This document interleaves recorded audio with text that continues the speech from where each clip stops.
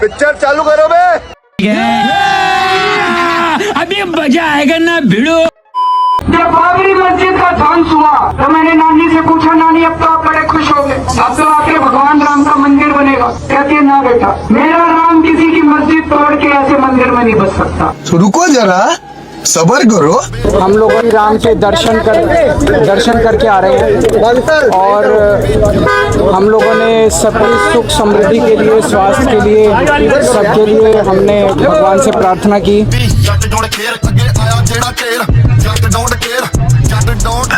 गजब to be बात। जय श्री राम मेरे सभी हिंदू भाइयों को स्वागत है आप सभी का एक और धमाकेदार वीडियो के अंदर। जिधर में लेके आ चुका हूँ आप सभी के लिए फिर से एक नया सा वीडियो। तो जल्दी से वीडियो को लाइक कर दो। अगर आपने अभी तक चैनल को सब्सक्राइब नहीं किया है तो चैनल को सब्सक्राइब करके कमेंट में जय श्री राम का नारा भी जरूर से लगा देना। तो चलिए वीडियो स्टार्ट करते हैं। देखिए, मैं बहुत छोटा व्यक्ति हूँ, मैं भगवान राम का भक्त हूँ, मैं हनुमान जी का भक्त हूँ। मेरा दिल बहुत आहत है, मैं एक मिशन के लिए निकला हूँ। मैं भगवान से केवल यही प्रार्थना करता हूँ कि मैं अपने मिशन में कामयाब हूँ। जब मैं छोटा था भगवान पे बहुत यकीन था। IIT में गया, वहाँ पे जो साइंटिफिक टेम्परामेंट था, मैं नास्तिक बन गया। मैं भगवान राम का भक्त हूँ, मैं हनुमान जी का भक्त हूँ। इस दुनिया के सबसे स्ट्रॉन्ग लीडर कौन है? मोदी। कौन है सबसे स्ट्रॉन्ग लीडर? एक तो इस लोग प्रोटेस्ट में गिन के 40 लोग रह गए और उन्होंने भी इसका फैक्ट चेक कर दिया। ये भाई साहब सोच रहे थे कि मैं पूछूंगा कि दुनिया का सबसे स्ट्रॉन्गेस्ट लीडर कौन है, तो लोग बोलेंगे अखिलेश यादव, या हो सकता है भगवंत मान, या हो सकता है इसके जो नाजायज अब्बू है खुजलीवाल, या राहुल गांधी, ममता बनर्जी, अखिलेश यादव। पता नहीं इसने क्या सोचा हुआ था, पर लोगों ने मोदी मोदी बोल दिया। मतलब जो 40-50 जनता भी इसके साथ इकट्ठी हुई है, उनको भी मतलब हकीकत से वाकिफ तो रखते हैं वो, बस इस को नहीं समझ में आ रहा है कुछ। He is the leader who has highest or the biggest number of highest civilian awards। तो बात साफ है कि दुनिया के सबसे स्ट्रॉन्गेस्ट लीडर कौन है। आपको पता है कि पापा के ऊपर हमला हुआ? सिर्फ आपके बाप पे हुआ?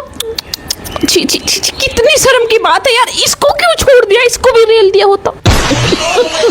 पापा के ऊपर हमला करने वाले स्वतंत्र भारद्वाज और उसके स्वतंत्र भारद्वाज नाम है उनका, शेर का बेटा है, शेर का, और ऊंचे जाति का है। साथ की पूरी टीम, ये इन लोगों ने मिलकर पापा के ऊपर हमला किया और स्वतंत्र भारद्वाज ने अपनी कड़े से पापा का सर फोड़ दिया। बहुत गलत बात। इतना ही क्यों मारा? एटलीस्ट हॉस्पिटल से उठ ना पाए इतना तो मारना था ना। और इनको सपोर्ट करने वाले ये रिद्धिमा शर्मा, डॉक्टर प्रकाश, अक्कू पंडित, इन सब लोगों ने पूरी तरीके से ये लोग स्वतंत्र भारद्वाज को सपोर्ट कर रहे हैं। ना बहन ना, पूरे 100 करोड़ हिंदू सपोर्ट करते हैं क्योंकि वो देशभक्त है, सिर्फ चमचों को छोड़ के, क्योंकि वो तो देशद्रोही है ना। कि मेरे डीएम में आके उनके सपोर्टर्स गालियां दे रहे हैं और बहुत गंदी गंदी गालियां दे रहे हैं। और वो लोग क्या बोल रहे हैं कि अभी तो सिर्फ सर फोड़ा है, अगर इसी तरीके से धर्म के ऊपर बोलेगी, हमारी सच्चाइयां दिखाएगी तो मार भी देंगे तेरे को जान से। इनके थॉट्स देख सकते हो कि कितने गंदे थॉट हैं। अब गंदे नस्ल के लोग बताएंगे कि गंदे थॉट के है स्वतंत्र भारद्वाज और उनके सपोर्टर्स। बहन की पकौड़ी। नो बट्स, क्योंकि इनको पता है कि चाहे कुछ भी कर ले, सरकार इनके साथ है और हम चाहे कितना भी अच्छा काम कर ले, लेकिन सरकार हमारे खिलाफ ही है। Not at all, dear sister. You can say it clearly. You have so many words. दिन रात तो भगवान को गाली देते हो, दिन रात तो हिंदू के देवी देवताओं पे सवाल उठाते हो। So you have many opportunities also. You can say. तो आप देख लेना कि इन लोगों के विचार कितने गंदे हैं और बाकी आप इस पर क्या कहना चाहिए कमेंट करके बताओ। और आप ये लोग देख रहे हो, आपको क्या लग रहा है मैं अकेली हूँ? तुम्हें क्या लगता है सिर्फ तुम ही, तुम्हारे साथ ही लोग हैं, हमारे साथ कोई भी नहीं है? तो याद रखना, जितनी भीड़ है ना, ये ही नहीं, इनके अलावा जितने भाई है ना, वो सब मेरे साथ है। भेज दे बहन, भेज दे। तू और तेरे सारे मर्द एक ही लठ में ले जाएंगे। इसको यूज मत करें।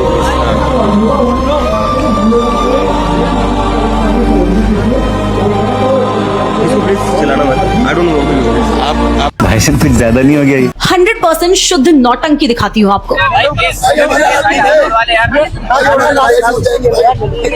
मेरी बात सुन। किसानों ने अपनी बलिदान दिया था इसी अन्न के लिए। भाई देखो यार, तुम रुलाओगे, यहाँ पे सबको रुलाओगे यार। ये देखकर तो मुझे रोना आ गया। मतलब इतनी हाई क्लास एक्टिंग मेरे से क्यों नहीं हो पा रही? वैसे गाइस, आप लोगों ने अभिजीत दिपके को देखा? वो बेचारा हाथ जोड़कर भीख मांग रहा है इस लड़के से कि प्लीज खाना खा लो। भीख तो मांगेगा ही, वरना इसको भी अपना खाना पीना बंद जो करना पड़ेगा। और वो कैसे पॉसिबल है। अभिजीत भाई पंडित फूड है। अगर खाना बंद कर दिया तो प्रोटेस्ट के बीच में वो ब्रेड पकौड़े कैसे खाएगा। पहले तो दीपके ने कहा था कि वो हंगर स्ट्राइक करेगा। गॉड नोज ओनली कौन सा स्ट्राइक चल रहा है। अब इस दूसरे नमूने को सुनिए। हमारी है ना बुझाई टूट जाएगी अगर आपने नहीं खाया ना, मैं सच कह रहा हूँ, हमारी बुझाई टूट जाएगी। इनकी कलाई टूट जाएगी अगर ये खाना नहीं खाएंगे। वाह, ये कौन सा साइंस है जिसके बारे में मुझे नहीं पता। सही कहते हैं लोग, लाइक लीडर लाइक फॉलोअर। इन लोगों की ये top notch Oscar winning acting देखकर मुझे तो लगता है कि एकता कपूर का कॉल रास्ते में ही होगा। मतलब बताइए, ये अभिजीत दीपके और उनकी कॉकरोच जनता पार्टी ने जंतर मंतर पर प्रोटेस्ट स्टार्ट किया है, पर प्रोटेस्ट के नाम पर वहां फुल ऑन एंटरटेनमेंट चल रहा है बॉस। कभी ये लोग क्रिकेट खेलते हैं, कभी डांस चल रहा है, और ये दीपके साहब तो बीच प्रोटेस्ट में 5 स्टार होटल तक के चक्कर काट आते हैं। ये धरना कम और कॉमेडी शो ज्यादा लग रहा है। यार उसकी बीवी जब बीजेपी में थी तो आम आदमी कैसे रहेगा। ये बात भी सही है। लेकिन खैर वो उसकी चॉइस से चला गया। नहीं गद्दार है सर वो तला। लेकिन मुझे ये चीज अच्छी लगी जो उसकी फॉलोइंग गिरी। ये मुझे अच्छा लगा क्योंकि एक टाइम हुआ करता था जो बीजेपी के साथ जाता था लोग उसके साथ रहते थे, लेकिन जैसे ही राघव चड्ढा ने बीजेपी ज्वाइन की उसके बाद उसकी जो फॉलोइंग गिरी ना, ये दिखाता है कि इस देश की जनता अब जाग चुकी है, युवा जाग चुका है। अब बीजेपी में जाना नहीं देखा जाता है कि अच्छी बात है।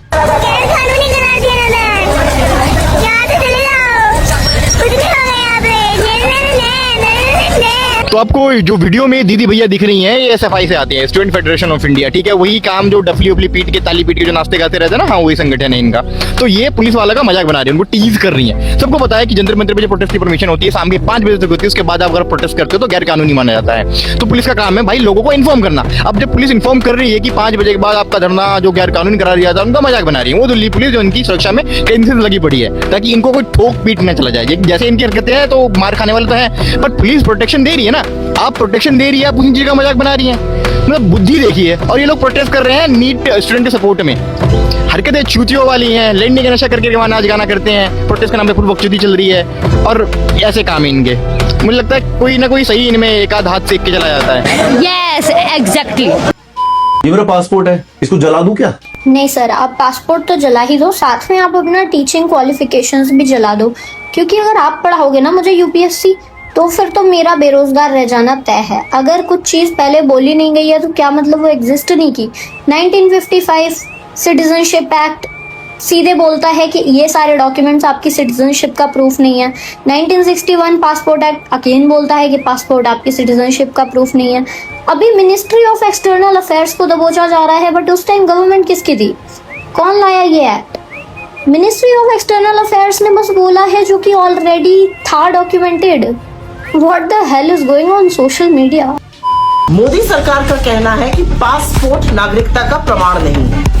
अगर ऐसा है तो पासपोर्ट इशू करने से पहले जो सरकार जांच करती है, जो पुलिस वाला घर आता है, वो क्यों आते हैं? मोदी जी का कहना है कि अरे कांग्रेस के अनपढ़ नेता हो, मोदी जी का कहना नहीं है।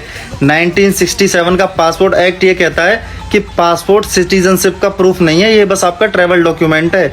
ये इस बात का सबूत है कि गवर्नमेंट आपको विदेश जाने की अनुमति देती है और वहाँ सिक्योरिटी देने के आपको प्रॉमिस करती है, और जो पुलिस घर पे चेक करने आती है वो एड्रेस प्रूफ चेक करने आती है और क्रिमिनल रिकॉर्ड चेक करने आती है मैडम जी। और क्या इससे माना जाए कि हिंदुस्तान का पासपोर्ट गैर हिंदुस्तानियों को भी इशू हो सकता है? जी हाँ, 1955 का सिटीजनशिप एक्ट ये कहता है कि इंडियन पासपोर्ट एक गैर इंडियन को भी इशू हो सकता है।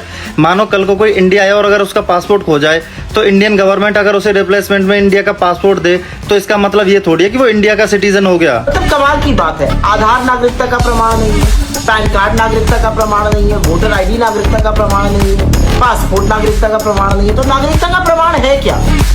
मोदी जी का चरण वंदन। जी हाँ, कोई भी एक डॉक्यूमेंट्स आपकी सिटीजनशिप का प्रूफ नहीं हो सकता। ये मोदी जी नहीं, ये भारत का संविधान कहता है।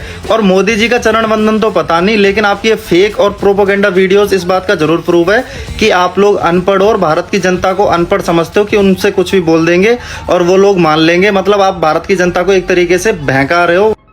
ये बदलाव का क्या मैं तो बार बार बता चुका हूँ। जब मैं छोटा था भगवान पे बहुत यकीन था। IIT में गया, वहाँ पे जो साइंटिफिक टेम्परामेंट था, मैं नास्तिक बन गया। सबकी सुख समृद्धि के लिए, स्वास्थ्य के लिए, सबके लिए हमने भगवान से प्रार्थना की।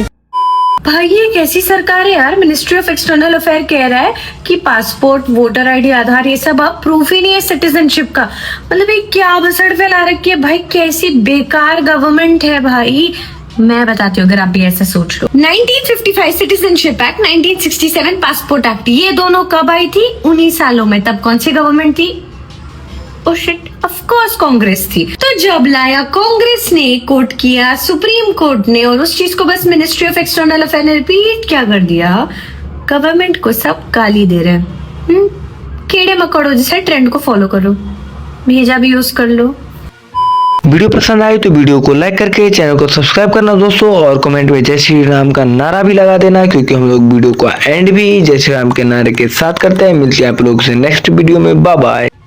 अरे यार तूने प्राइम मिनिस्टर का स्टेटमेंट सुना? उन्होंने बोला फूड की चीजें महंगी होती जा रही क्योंकि हम लोग अमीर होते जा रहे हैं। यार यही तो प्रॉब्लम है गवर्नमेंट की, सिर्फ एक्सक्यूज पे एक्सक्यूज दिए जा रहे। गवर्नमेंट तो 2014 में हुआ करती थी। हाँ तू बिल्कुल सही कह रही है, और ये स्टेटमेंट भी 2014 के प्रधानमंत्री ने दिया है, मनमोहन जी ने। ये फंस गया। तुम सब अंधभक्त हो।